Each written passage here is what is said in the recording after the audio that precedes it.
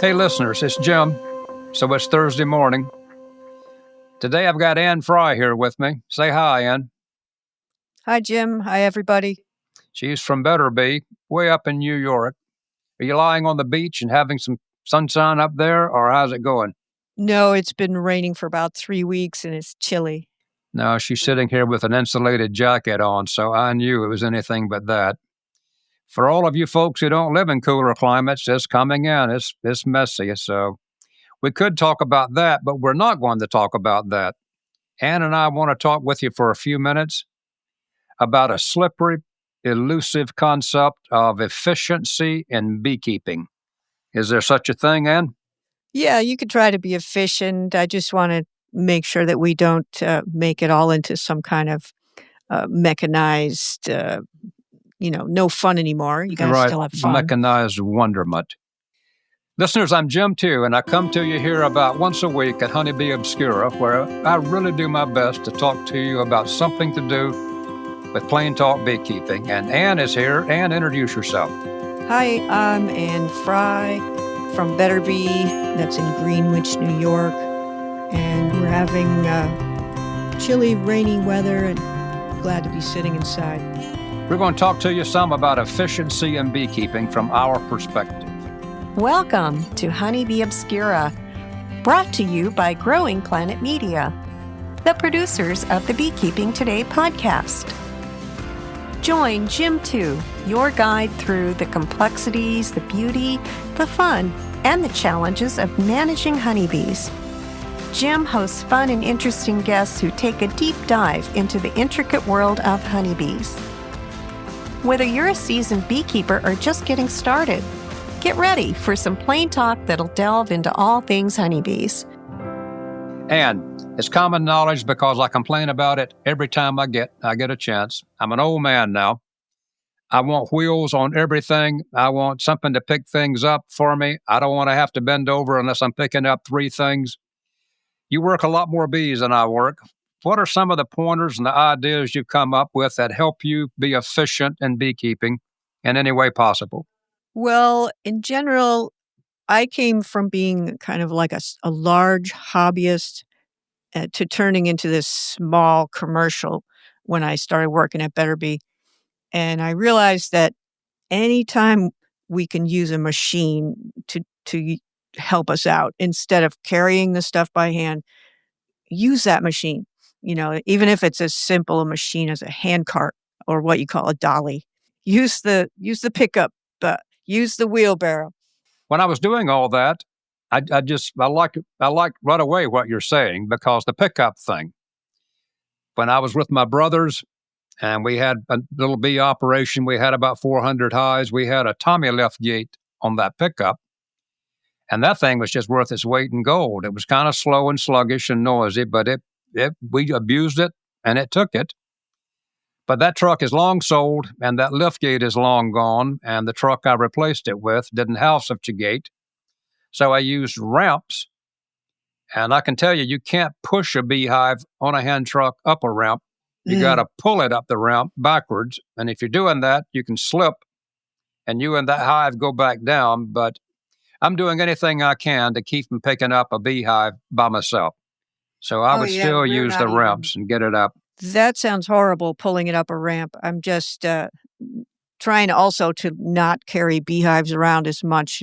I'm mainly talking about supers full of honey. Oh, okay. Or other things like moving a lot of equipment to the bee yard, just like put it in the truck and drive across the yard, even if the yard is only 50 or 60 feet. And I'm jumping ahead of you here. We haven't talked about this, but I've got 2 or 3 trailers, all the way from very small to a large enough trailer to haul my small tractor. And I would frequently use those trailers for anything. So I actually tried to use a trailer to bring in a few supers that I could attach my extractor to in the back of it. And then I tried to use the spring shackle system to absorb the vibration. And it worked reasonably well, but the tongue jumped around. When it would start to run, the trailer tongue, it was a small trailer, would bounce around. So I had a notion that efficiency in beekeeping would be to use the same piece of equipment to go bring in 4 or 5 supers, then ratchet strap the extractor to the back end of the trailer, extract, and then haul them right back out to the beehive to let them clean it up. It worked more than it didn't, but I can't say that I achieved efficientness. Yeah, you got to try new things. You find out it's no good, stop doing it. Definitely don't get stuck into a rut where you did a thing and then the next year you just do that thing again because it's what you did. Be willing to change. That's painful. You really hurt me because I'm in a rut right now. I've told everybody a dozen times that I use all deeps because I've got so many of them. I inherited them from my dad's equipment supply little operation he had. I must have inherited 1,500 knockdown deeps. Oh. So I just keep using them because I've got them. So I can't tell if that's efficient or if that's crazy. Well, sometimes you got to refresh your frames. So what if you threw away a lot of those frames and used your circular saw and turned all those deeps into mediums? I could do that. Medium frames. Yep, I could do that. Then you'd be really proud. Let me ask you a trick question that I don't know the answer to. Are the handholds cut the same distance from the top edge on deeps and supers? No, I think they place them halfway. I've done that trick with some deeps that people gave me, and it just ends up that the handhold is strangely close to the bottom. That's what I was thinking. When I did that before, the handhold was in an odd place. But it didn't matter. Okay. It just looked like your equipment was sinking. I got to tell you, it makes making splits and changing equipment out and whatever and interchanging equipment. When you got everything the same, it makes it easier. But picking it up, we talked about that. When you're picking up a deep full of honey, it's all I can do anymore. I don't know if I could even do it anymore, to tell you the truth. Well, it's nice to have the Tommy lift, but it's also nice to have a trailer that has a big, wide ramp, not just those tire width ramps. Yep. Even just walking up onto the trailer, up the ramps, it's better than sometimes lifting it in. But that kind of stuff, the supers, we're talking about supers, so let's talk about maybe is your honey extracting area efficient? Bring those supers in. Is your area set up logically, so that it goes from super to uncapping to extracting and then into some other supers and out the door? Or is it just cramped and illogical? Well, wouldn't you say you would use what you've got? Sometimes cramped and illogical may be all you've got, so it's what you use. I mean, do the best you can with what you've got where you are. I'm not in any way arguing with you, but I know what you mean because I had the opportunity when we built that bee lab at Ohio State to lay it out. So everything followed a logical sequence around the room. But sometimes that was a luxury. That's a luxury because if all you've got is the kitchen, then that's going to be a mess. Well, it's also like, you may walk in and say the extractor should go in this corner, but that corner's right near the door. And if you could just shift the extractor a little ways away and have the uncapping area near the door where the supers come in, just thinking a little more, maybe rotate the setup, things like that. The other thing is, like you said, when you had that chance to build your own lab or extracting room, when people are growing, that's the time that they have to think most about this. When they have that rare window. Yeah. To make changes. That's true in life. So when you're replacing the roof, go ahead and put those leaf guards on the gutters while you're up there. Yeah, that kind of thing. That kind of thing. And let's take a break and hear from our sponsor and come back and finish discussing more about this extracting room layout.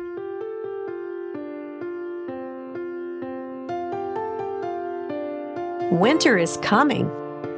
Prepare your bees for the cold months with Betterbee's insulating hive wraps, outer covers, mouse guards, hive straps, and more.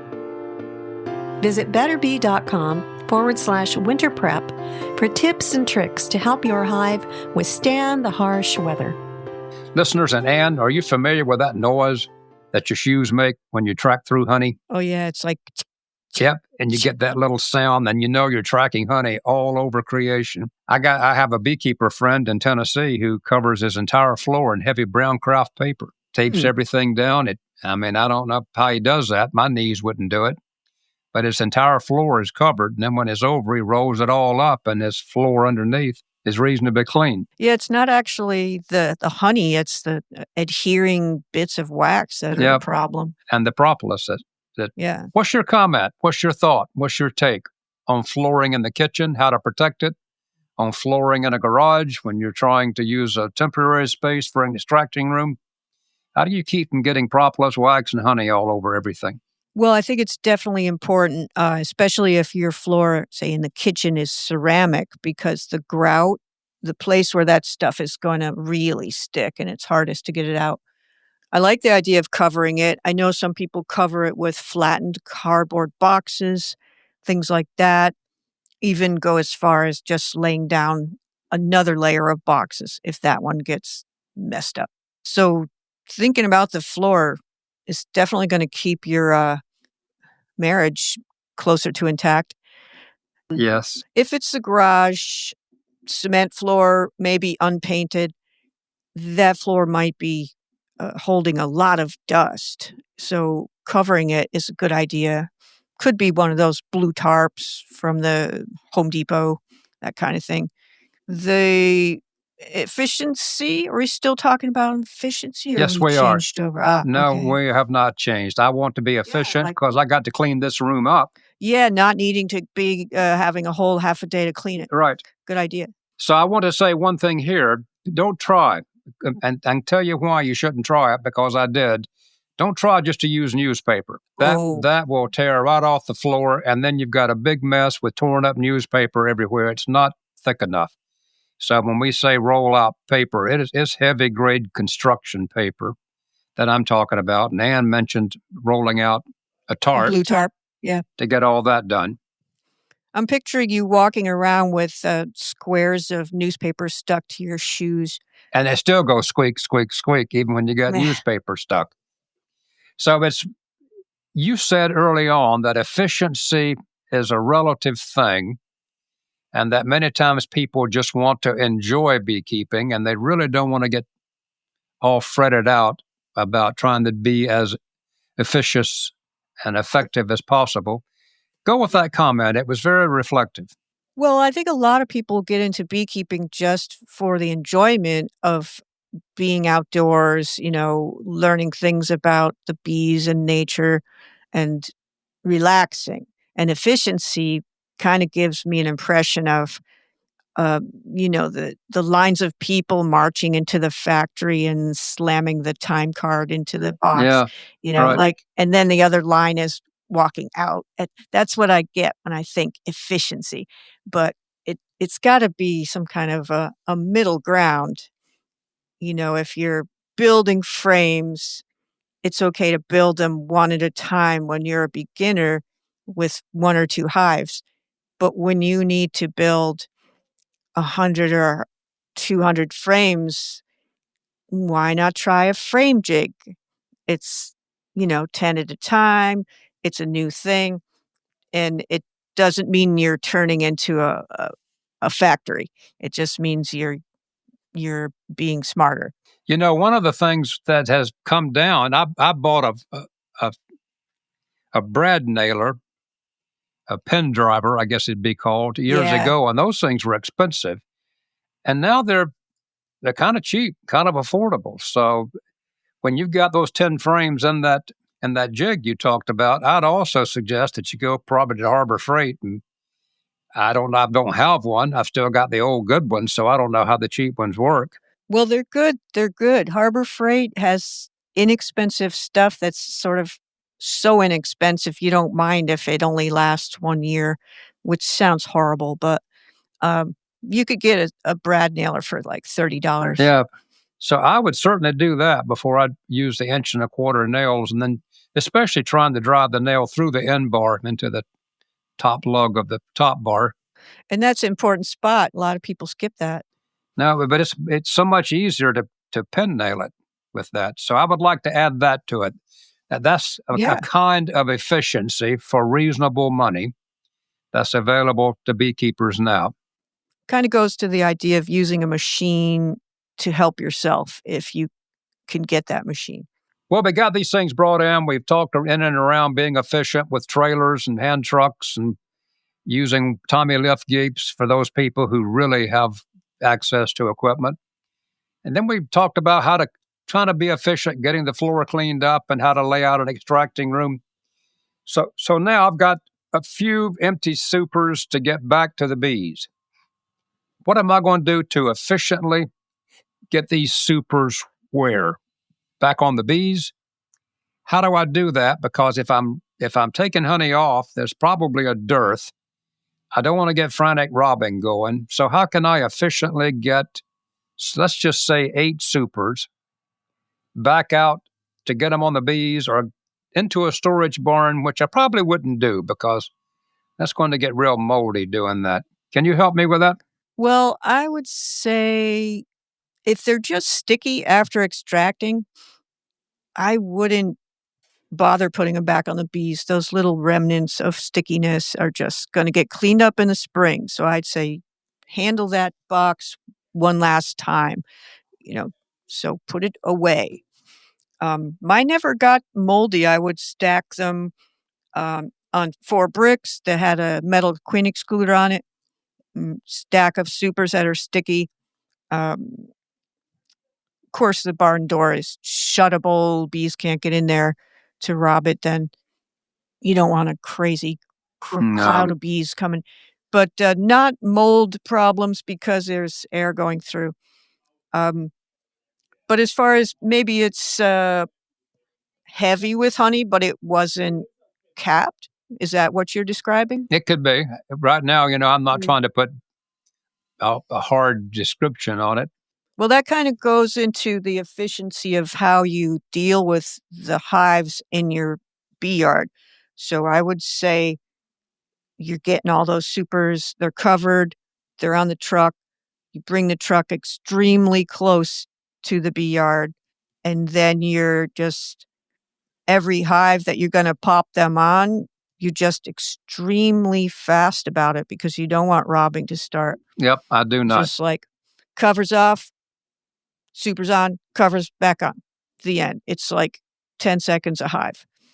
This also has to do with some other things I thought about for efficiency, which is how is your bee yard set up? Is it set up so that you can get your truck right in there to the center of things? Yep. And that's something you may have prevented by the way you already set things up. But when you have a chance to redesign, think about wild things like driving a truck into the bee yard. Right. And also, we've talked about hand trucks and dollies, just like you can just roll them right across that grass. Many times, pulling a heavy loaded dolly or hand truck can be surprisingly demanding when you're pulling it through, overgrowth grass, trying to get 25 yards to a truck. True. There's a problem with hand trucks, though, which is that the step at the bottom or the platform at the bottom is usually only like 6 or 7 inches out. So what do? Do you have a special hand truck?